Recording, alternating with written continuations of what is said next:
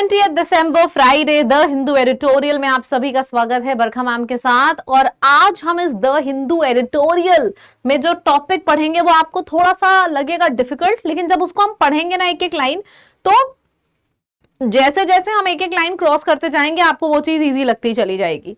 देखने में भयानक लेकिन पढ़ने में आसान, तो जरूर पढ़िएगा आज का पैसेज। चलिए शुरू करते हैं आज का सेशन। इंग्लिश में Barkha ma'am, this is the name of my Telegram. यहाँ पे आपको सिलेक्शन मैगजीन मिलती है। सिलेक्शन मैगजीन यानी कि वो मैगजीन जो आपका सिलेक्शन कराती है, राइट। चलिए तो जरूर से देखना, क्योंकि द हिंदू अब अकेला नहीं रहा। द हिंदू अब जुड़ चुका है, मिल चुका है सिलेक्शन मैगजीन के साथ। तो the Hindu plus selection magazine, ये दोनों ही चीजें हमारे हाथ में होंगी तभी सिलेक्शन मिलेगा। अंग्रेजी में पूरे नंबर मिलेंगे, राइट। चलिए जी, वोकैबुलरी से शुरुआत कर लेते हैं फटाफट। ये रहा आपका वोकैबुलरी का पहला वर्ड, मैंडेट। दिख रहा है ना सबको? ठीक है, तो पहला वर्ड वोकैबुलरी का है मैंडेट, यानी कि किसी को आदेश देना। एन ऑफिशियल ऑर्डर और कमांड, किसी को ऑर्डर देना, डायरेक्टिव देना, इंस्ट्रक्शन देना। मैंने तुम्हें सपोज ऑर्डर दिया है, डायरेक्टिव दिया है, इंस्ट्रक्शन दिया है, ये काम करो, ये ना करो, तो ये सारा का सारा मैंडेट होता है। मैंडेट बना है मैंडेटरी से। मैंडेटरी का मतलब होता है किसी काम को करना जरूरी होता है, जैसे कि ऑर्डर मानना जरूरी होता है। सो मैंडेटरी से ये वर्ड बना है मैंडेट। क्लियर है? ठीक है। ऑपोजिट क्या होगा? एक तरफ आप ऑर्डर दे रहे हो, दूसरी तरफ आप रिक्वेस्ट कर रहे हो, सजेशंस दे रहे हो, अपने ऑप्शन दे रहे हो, तो ये इसका ऑपोजिट हो जाएगा। नेक्स्ट वर्ड है सेंट्रिस्ट। सेंट्रिस्ट वर्ड का मतलब होता है हैविंग मॉडरेट पॉलिटिकल व्यूज और पॉलिसीज, मतलब केंद्रवादी। जैसे अगर हम बात करें, मेरे जो पॉलिटिकल व्यूज हैं न्यूट्रल हैं, सेंटर में है। सेंटर में होना, न्यूट्रल होना, ना लेफ्ट ना right, I am on the centre. ठीक है, तो सेंटर, मॉडरेट, न्यूट्रल, बैलेंस्ड। देखो ये लेफ्ट विंग है, ये राइट विंग है। ना मैं लेफ्ट विंग के तरफ हूं, ना मैं राइट विंग के तरफ हूं, मैं सेंटर में हूं, मॉडरेट सोच वाली हूं। सो मॉडरेट, सेंटर, न्यूट्रल, बैलेंस्ड, ये सारा होता है सेंट्रिस्ट, जिसकी सोच सेंट्रिस्ट होती है, सेंटर में होती है। ऑपोजिट क्या हो जाएगा? मैं इधर भी हूं उधर भी हूं, एक्सट्रीम सोच है मेरी, या तो मैं लेफ्ट के साइड हूं या तो मैं राइट के साइड हूं। रेडिकल, पार्टिसन, मतलब पार्ट्स में divided is partition. So that's it. बात समझ में आ गई? तो सेंट्रिस्ट का मतलब होता है centre approach, neutral approach, balanced approach. Opposite क्या हो जाएगा कि या तो आप लेफ्ट में हो या तो आप राइट में हो, मतलब एक्सट्रीमास पे हो आप। ठीक है। कोलिजन वर्ड का मतलब होता है गठबंधन। जैसे मैंने आपको बताया था, कोई पार्टी है, उसका वो बहुमत उसकी नहीं हुई, तो दो छोटी छोटी पार्टीज मिलके अपनी सीट्स जोड़ लेती हैं और फिर जाके उनको वो राज कर पाती हैं। दो पार्टीज मिलके एक बड़ी पार्टी बना ली तो ये गठबंधन हो गया। चार पांच छोटे छोटे लोग मिलके एक बड़ा सा एसोसिएशन बना लिया तो गठबंधन हो गया, एसोसिएशन हो गया, अलायंस हो गया, यूनियन हो गया, पार्टनरशिप हो गया। मेरे ख्याल से ये वर्ड कल आया था, लेकिन आज मैं एक डिफरेंट चीज पढ़ाऊंगी। कोलिजन यहाँ पे दिया हुआ है, ठीक है। अब आप यहाँ पे एक वर्ड लिखो, कोलिजन। कोलिजन, कोलिजन वर्ड बना है कोलाइड से। कोलाइड से, जैसे एक इधर से गाड़ी आई, एक इधर से गाड़ी आई, कोलाइड कर गई, कोलिजन हो गया। और एक दूसरा वर्ड है, जैसे ये आपका कोलिजन है, कोल्यूजन होगा वो।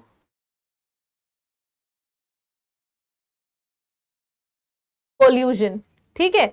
जन जन, कोल कोल, बस इस आई और यू का फर्क है। Collision, collusion.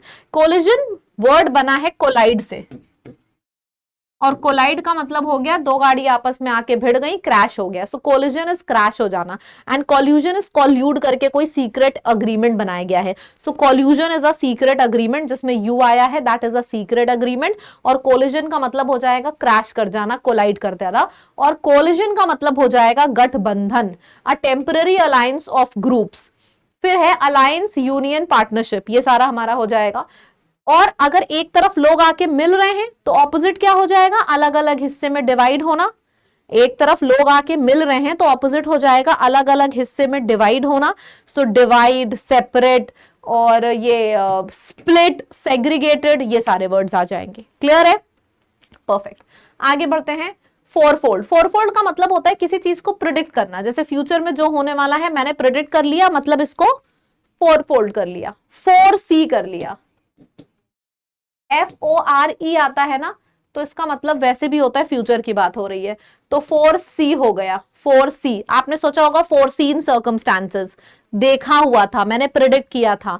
अनफोर्सीन यानी कि बिना देखा था, बिना प्रिडिक्टेड था, ठीक है। तो फोरसी और अनफोर्सीन दोनों क्लियर हो गया अच्छे से सब लोगों को।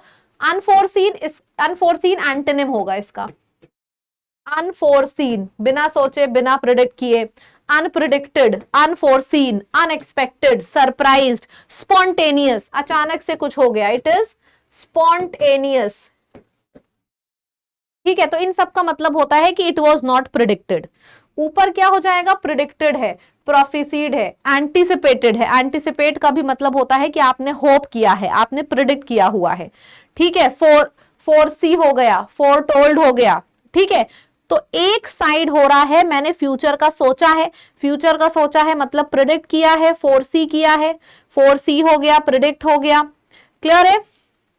कोई वर्ड ऐसा है जो मेरे से मिस हो रहा है, एनविजनड हो गया, एनविजनड आप लिख सकते हो यहां पे,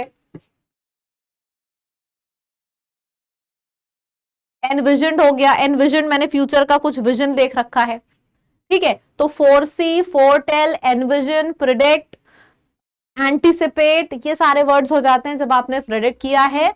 फिर सरप्राइज, अनएक्सपेक्टेड, अनफोर्सीन, अनएंटिसिपेटेड, ये सारे हो गए इसके ऑपोजिट, अनप्रिडिक्टेड, ठीक है। कोलैप्स वर्ड का मतलब यही होता है कि अचानक से इंसान जा रहा था, गिर गया, कोलैप्स हो गया, गिर गया। क्रम्बल हो गया, फेल हो गया, बकल्ड हो गया, जैसे अचानक से कोई जा रहा है, गिर गया, गिर गया, क्रम्बल हो गया, क्रम्बल हो गया, या फिर फंबल हो गया, फंबल होके गिर गया, क्लियर है ये सारे वर्ड। टॉपल्ड हो गया, टॉपल्ड होने को भी गिरना बोलेंगे, टंबल होने को भी गिरना बोलेंगे, टंबल हो गया, सो टॉपल हो गया, टंबल हो गया, क्रम्बल हो गया, टंबल क्रम्बल, देखो सेम साउंड है, टंबल क्रम्बल। सो टॉपल हो गया, टंबल हो गया, क्रम्बल हो गया, कोलैप्स हो गया, बकल हो गया। तो इन सब का मतलब होता है गिर गया।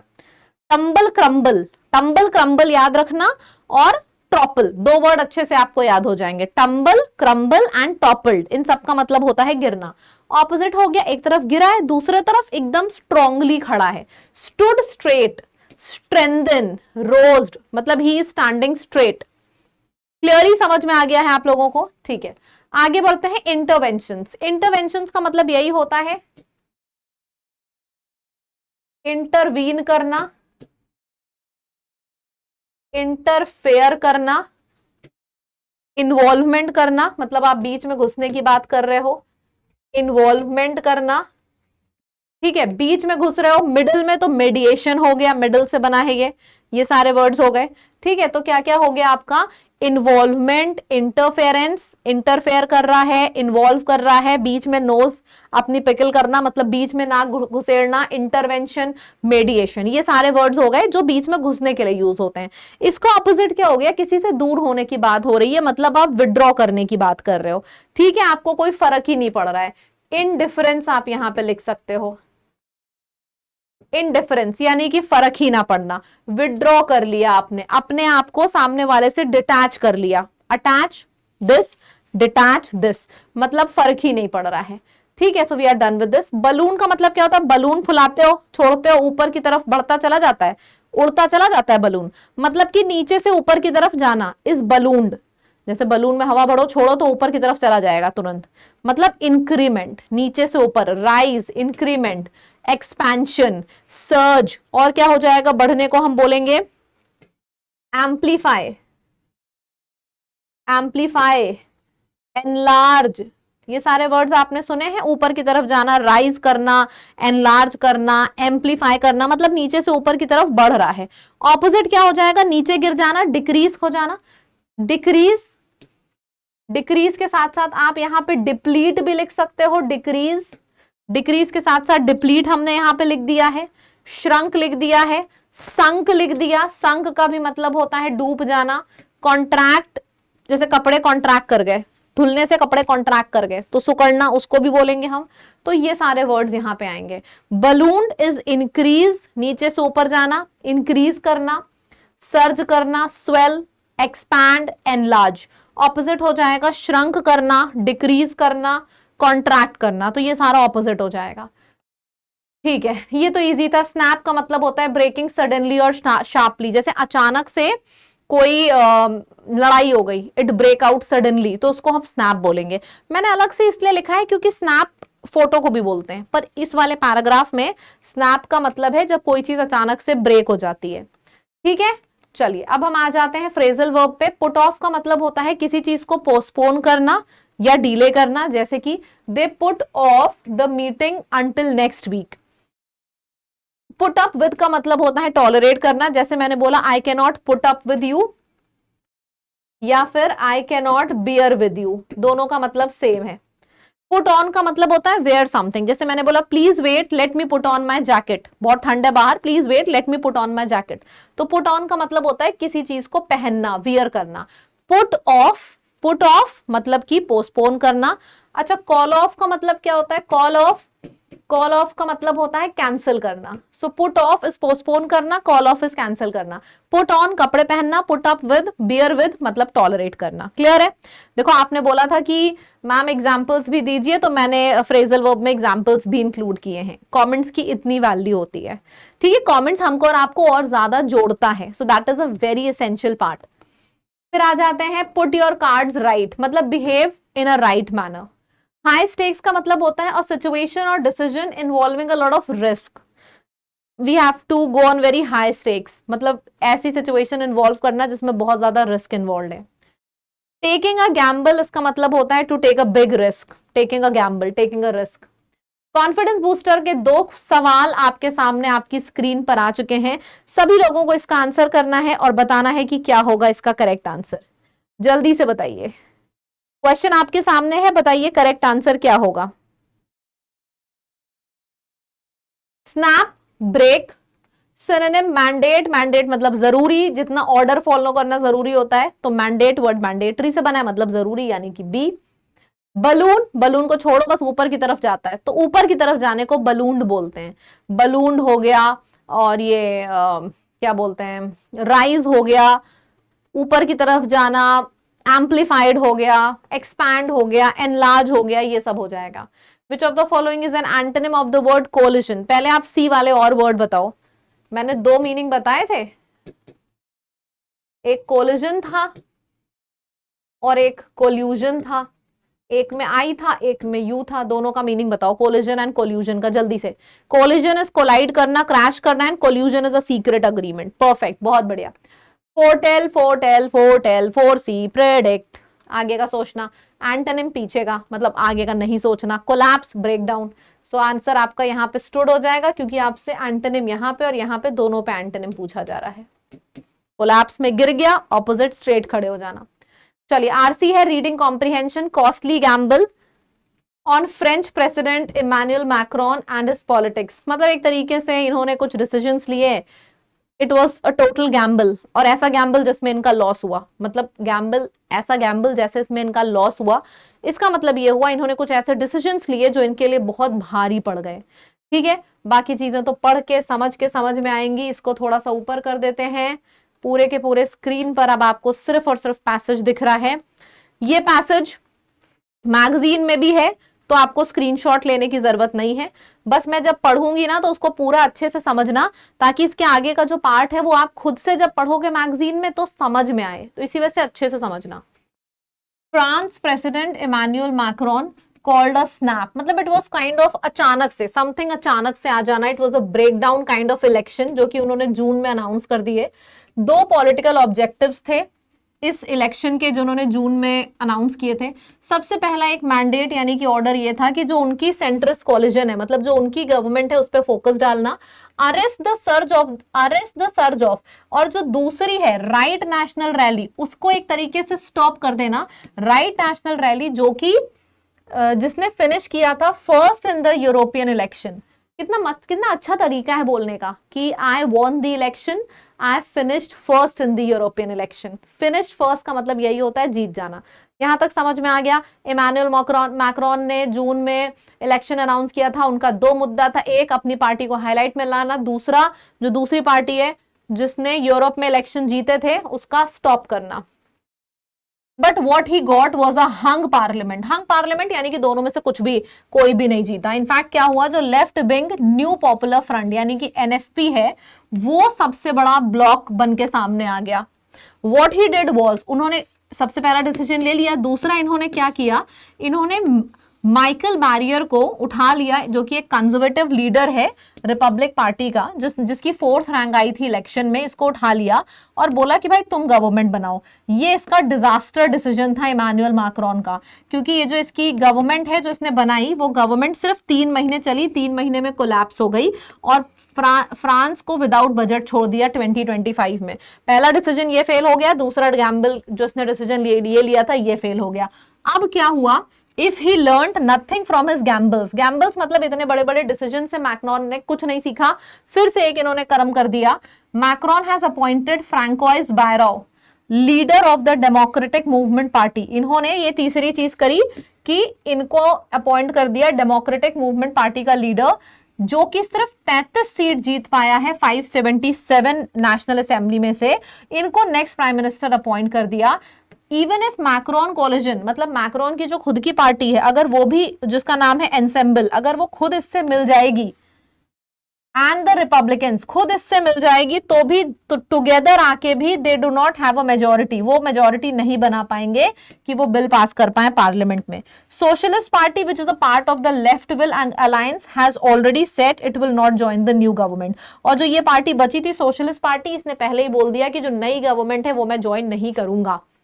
बात समझ में आई? तो ये 3 बेवकूफी भरी डिसीजंस लिए, इसी को बोला गया है प्योर गैम्बल। तो समरी सिंपल सी है कि इन्होंने सबसे पहले इलेक्शंस जून में अनाउंस कर दिए, 2 चीज हुई, वो गड़बड़ हो गई, इनकी पार्टी पे फोकस नहीं आया और दूसरी वाली पार्टी एंड नहीं हो पाई। इनफैक्ट सारा का सारा फोकस चला गया इसके ऊपर। फिर इन्होंने अपॉइंट किया इसको माइकल को, जो कि एक कंजर्वेटिव लीडर था, 4th आया था, इसने गवर्नमेंट बनाई, 3 महीने में गवर्नमेंट ढह गई।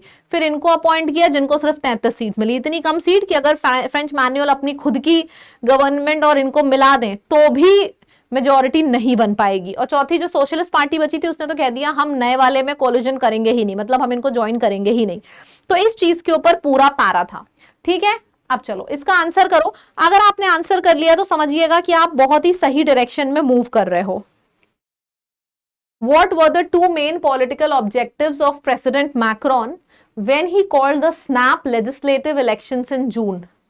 सबसे पहला इसका ऑब्जेक्टिव 2 मेन पॉलिटिकल क्या था? Reduce the power of this और अपना मैंडेट स्ट्रॉन्ग करने का। ए इज द करेक्ट आंसर, बिल्कुल सही है। फिर है Why did President Macron's appointment of Francois Bayrou as Prime Minister seem problematic? क्योंकि इसको बहुत कम सीट मिली थी, ये नहीं है 33 सीट मिली थी, मुझे तो सीट का नंबर भी याद है। B is the correct answer. So this is the manner, आपके अंदर कॉन्फिडेंस आ जाएगा, पैराग्राफ चाहे कितना भी कठिन हो, डेली रीडिंग से। ठीक है, डेली रीडिंग में एक और गेयर अप आप हो जाओ। इस वजह से मैंने आपका जो होमवर्क है वो सिलेक्शन मैगजीन से देना शुरू कर दिया है। सिलेक्शन मैगजीन यानी कि एक ऐसी मैगजीन जो 100% आपका सिलेक्शन करा के ही रहेगी। इसमें मैंने आपको 25 क्वेश्चंस दिए हैं, जिसमें reading comprehension, cloze test, error, syno, anto, spelling, parajumble, मतलब एवरीथिंग इज देयर। आपको सिर्फ इसे प्रैक्टिस करना है। नियम बना लो, 8 बजे से लेकर 8:20 तक क्लास करनी है, 8:20 से 9 बजे तक ये सिलेक्शन मैगजीन निपटानी है। तो तुरंत आपने पढ़ा होगा, तुरंत आपके दिमाग में चल रहा होगा, तुरंत आप लोग आंसर करोगे। आंसर करने के बाद जो दूसरी चीज आपको करनी है वो ये है, ठीक है, आंसर करने के बाद जो दूसरी सेकंड चीज आपको करनी है वो ये है कि कमेंट करना है इसी वीडियो के कमेंट सेक्शन में आके, इसी वीडियो के कमेंट सेक्शन में आके कमेंट करना है डेली। ठीक है, देखो आपके कमेंट्स जब तक आते रहेंगे ना, मैं आपको सीरियसली बोल रही हूँ, मुझे इंटरेस्ट आएगा कि मैं और किस तरीके से चीजों को बेहतर बनाते जाऊं। तो जरूर 25 के 25 क्वेश्चंस के आंसर कमेंट सेक्शन में दीजिएगा। आई नो कुछ लोगों को डिफिकल्ट लगेगा, तो सक्सेस पाना भी तो डिफिकल्ट है। 25 के 25 आंसर आएंगे जिसके उसके 100% सिलेक्शन मिलेगा ही मिलेगा। ये आप एक टीचर का आशीर्वाद समझ सकते हो अपने लिए। लेकिन अगर आपके 25 में से 20 भी आ रहे हैं तो समझ लेना मेहनत में कमी है। 9 बजे डॉट फिक्स कर लो, 8:20 तक क्लास करेंगे, 8:20 बजे से 9 बजे तक सिलेक्शन मैगजीन लगाएंगे और 9 बजे लाइन से सबका कमेंट आना चाहिए। इस प्रोसेस को फिक्स कर लो, ठीक है। चलिए जी, थैंक यू सो मच। अब आपसे दोबारा से मुलाकात होगी 11 बजे। 11 बजे फाउंडेशन का टॉपिक है, मैं कंप्लीट फाउंडेशन करा रही हूं। तो जितने लोग भी इस वीडियो को देखते हो, दोबारा आप मेरे संग जुड़ सकते हो शार्प 11 AM पे। ठीक है, दैट्स इट। ये फाउंडेशन बैच चल रहा है, इसका जो ऑफर इतना बड़ा था वो ओवर हो चुका है, लेकिन आपका बैच अभी भी आपको मिल जाएगा और जरूर एडमिशन लेना, वरना एडमिशन फुल हो जाएगा तो फिर ये बैच दिखना बंद हो जाएगा। ठीक है, चलिए, थैंक यू सो मच। हाँ, एक चीज और भी तो बतानी थी आज मुझे आपको। आज फ्राइडे है, सैटरडे सुबह 8 बजे 8 AM पे हमारी जो ऐप है लैब, हमारी ऐप का नाम है lab learn with Aman and Barkha, इस ऐप के ऊपर होता है टेस्ट, और ये टेस्ट होता है एब्सोल्युटली फ्री। तो आपने पूरे हफ्ते जितना पढ़ा है, जैसा पढ़ा है, उस सारी चीजों का टेस्ट होगा, और ये टेस्ट आपका होगा सुबह 8 बजे से लाइव हो जाएगा। कहाँ पे? हमारी ऐप पर टेस्ट फ्री होगा, तो जरूर दीजिएगा। तो कल क्लास करने मत आ जाइएगा, कल आपका टेस्ट होगा 8 बजे, जो कि आपने मंडे से फ्राइडे तक पढ़ा है उसका मैं टेस्ट लेती हूँ हर सैटरडे 8 बजे। ठीक है, तो ये जरूर आंसर करिएगा। Thank you so much, tata bye bye, take care. Monday मुलाकात करते हैं शार्प 8 AM पे। Bye bye.